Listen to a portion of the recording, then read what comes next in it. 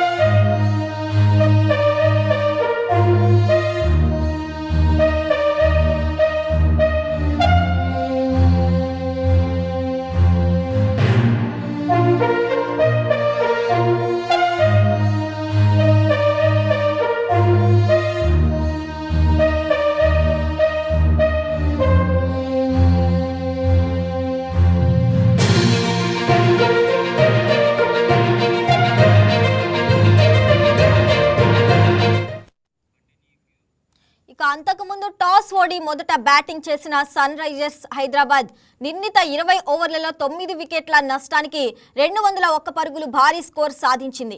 ఓపెనర్లు త్వరగా అవుట్ కావడంతో 29 పరుగులకే 3 వికెట్లు కోల్పోయి కష్టాల్లో పడింది. ఈ క్లిష్ట సమయంలో కెప్టెన్ ఇషాన్ కిషాన్ 80 పరుగులతో అద్భుతమైన ఇన్నింగ్స్ ఆడి జట్టును ఆదుకున్నాడు. ఇక హెన్రిచ్ క్లాసెస్ 31 పరుగులు చేసి ఇన్నింగ్స్ ను నిలబెట్టాడు. ఇక చివర్లో యువ ఆటగాడు అనికేత్ వర్మ 18 బంతుల్లో 43 పరుగులతో ఆకాశమే హద్దుగా చెలరేగటంతో హైదరాబాద్ 200 పరుగుల మార్కును దాటగలిగింది.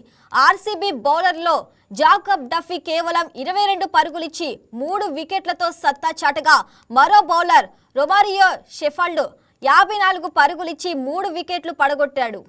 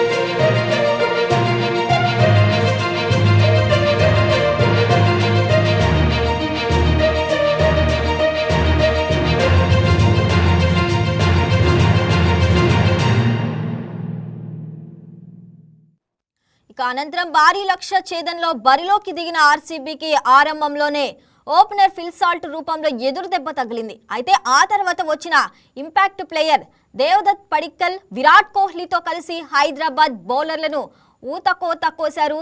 4లు 6లతో బౌండరీల మూత మోగించారు. దీంతో రెండో వికెట్కు కేవలం 45 బంతుల్లోనే 101 పరుగులు భాగస్వామ్యం నెలకొల్పారు. పడిక్కల్ అవుట్ అయ్యాక క్రీజ్లోకి వచ్చిన కెప్టెన్ రజిత్ పటీదార్ 12 బంతుల్లో 31 పరుగులతో తన వంతు మెరుపులు మెరిపించాడు. సన్ రైజర్స్ బౌలర్లో డేవిడ్ పెన్ 2 వికెట్లు తీశాడు.